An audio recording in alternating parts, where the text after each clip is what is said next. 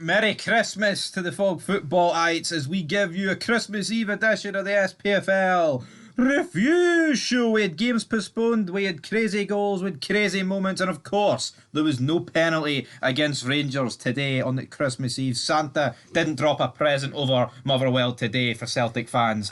I take it everyone has been a bad boy this year, because when you play Rangers, you don't get your you don't get your penalty present. That is for sure. I tell you what, Rangers are definitely leaving out the cookies and milk for Santa.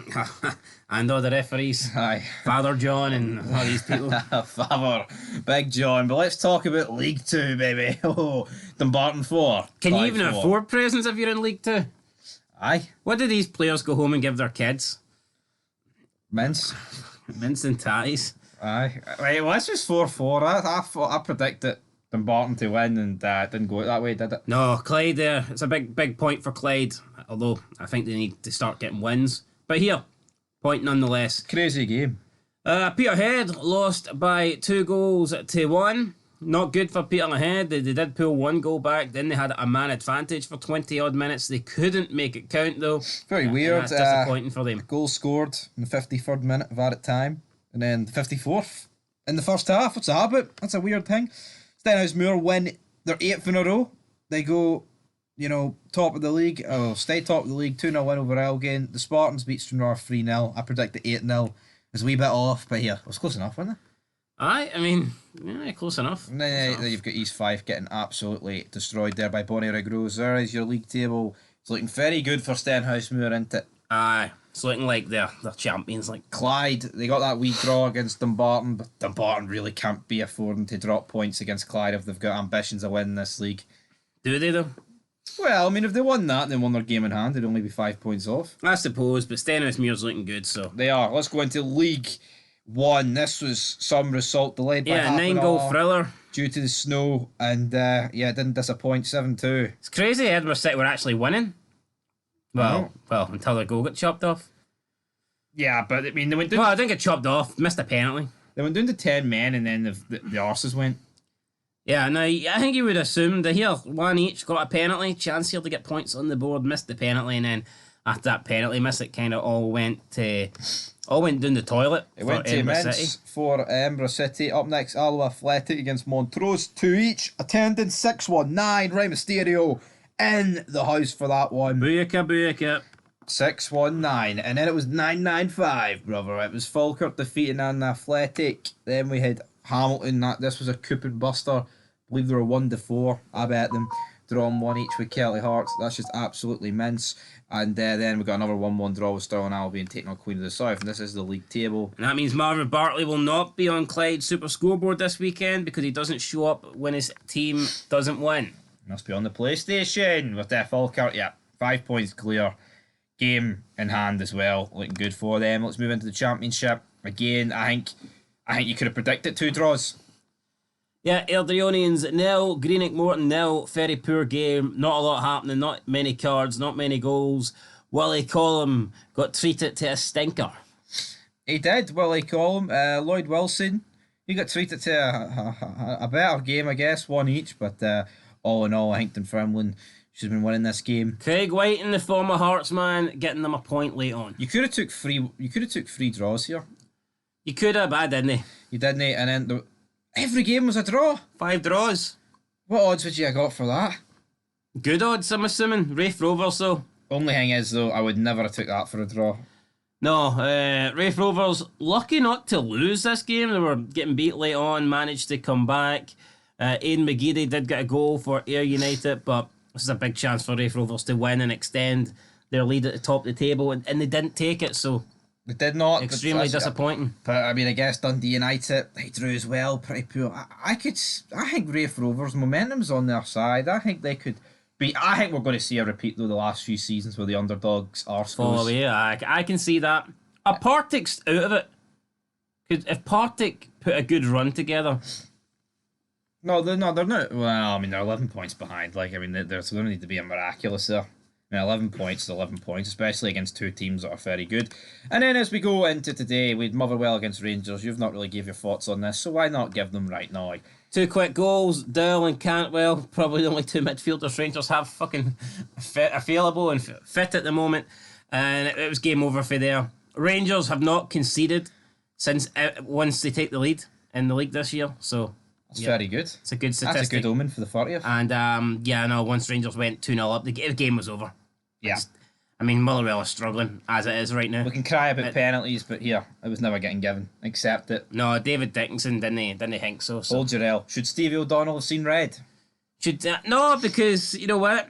He's part of that team that drew 0-0 against England. I think that's bought him a wee bit of grace in my eyes, so I wouldn't give him red for that. So what you're saying, it must have been a Rangers team that took on England. Get no decisions against them based off that logic. It must have been, but yeah, Celtic won 2-0. Livingston, abysmal. Putrid, not enough. Davy Martindale said he could have defended the goal better than his defenders. He came out and cried about the finances again. I'm done. I'm sick of it. You know what, right? See, instead of crying about finances, how about you just let the team die? I mean... and become manager of a club that's got a bit more money. It's not quite as bad as Derek Adams' rant, but for Martindale to come out and said he could have defended it better, I'm not too sure. I don't think this guy could defend anything. I mean, he could probably defend someone for stealing a bottle of vodka for his house, but... going to a different club, pretty well. Yeah, I mean, it was a poor goal to concede, but... Well, I think the Furuhashi one, anyone could have defended that better. I think that was abysmal. I'm not going to defend it. I mean, the other one's just a corner at the end of the day, but I mean, no, the Furuhashi goal, what's going on? Abysmal. Celtic, I think they were let off the hook. They're lucky they took on a team that's last and cannot score anything. If this was anyone else in the league, I think Celtic potentially would have dropped points, but they didn't. They won. Build a wee bit of momentum. Lawrence Shankland, though, scored goal of the season. Got a brace. Come on, the Rangers, big man.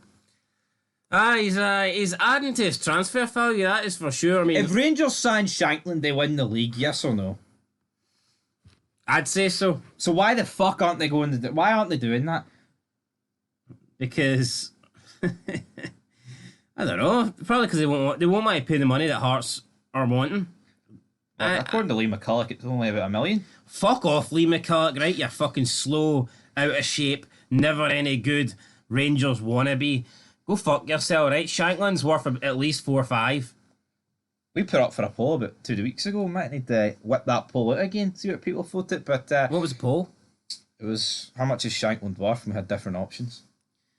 Right, well, point is he's worth more than $1 million. We need to start putting some respect. I don't know how much is on Shankland's contract, but I would say a fair price for Lawrence at his age is about 5 million. I'm pretty sure. But I'm not saying Hearts would get Rangers or Celtics not paying 5 million though. I think he's got 2 years left on his contract after this year. After this year, so in January he's 2.5.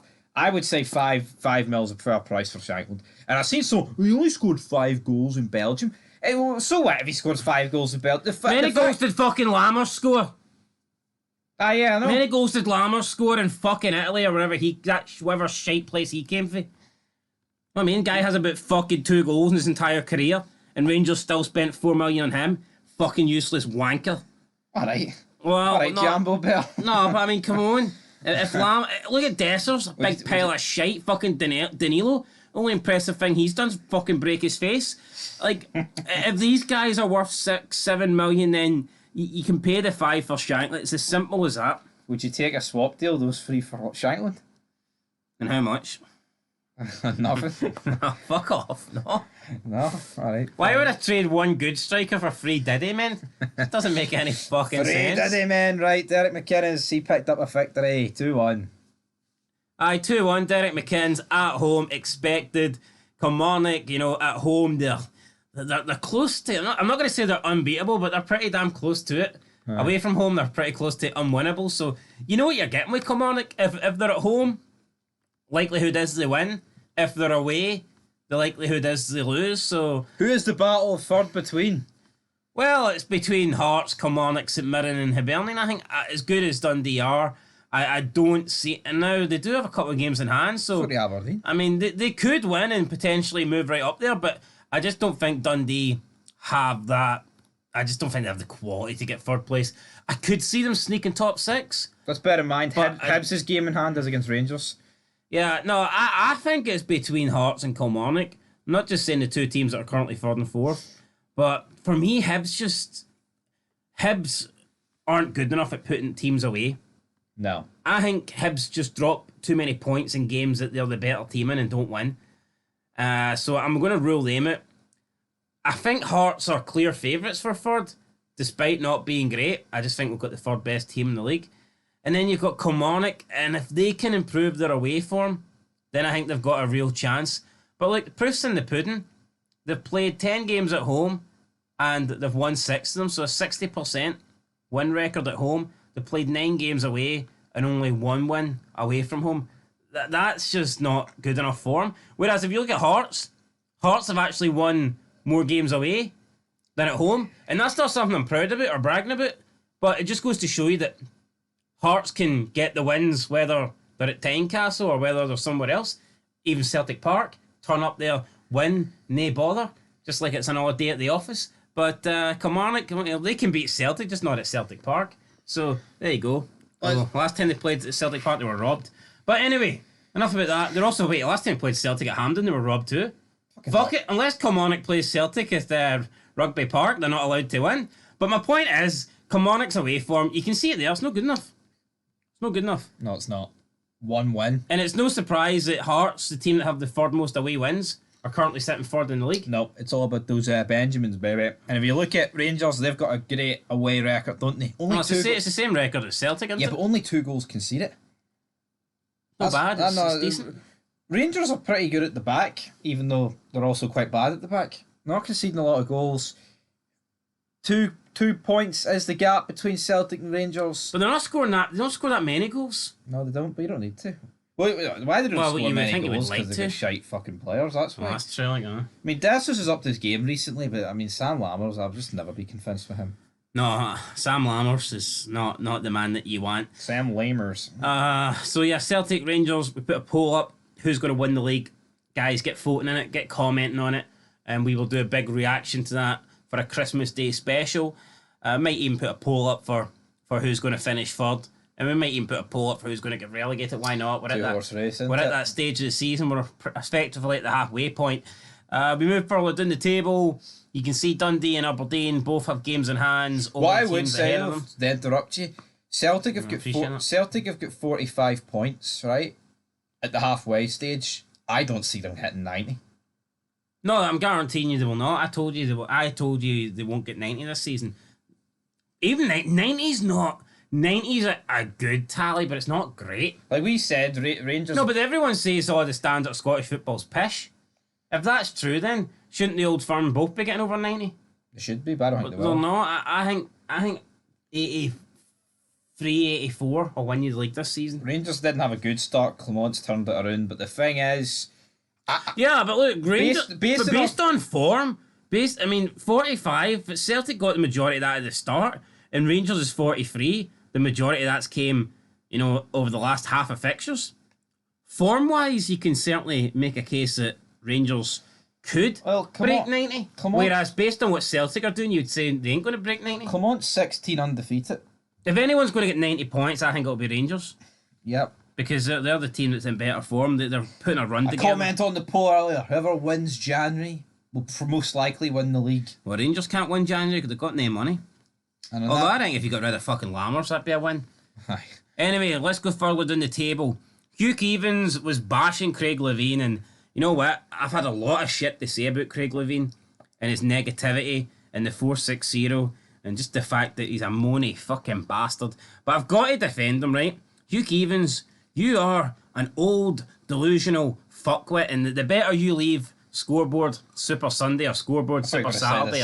The surf. Well, that's a bit harsh. I don't hate him that. I don't even hate the guy, but he does talk shite. Back off. And a lot of times he will hijack the callers or even like the other pundits' thoughts and completely just derail what they were saying and go on a wee rant of his own, even if they're not bashing him. Some guy phoned up to say about Rangers fans talking about the injuries to their team, but what about Celtic's injuries? They've arguably had it worse.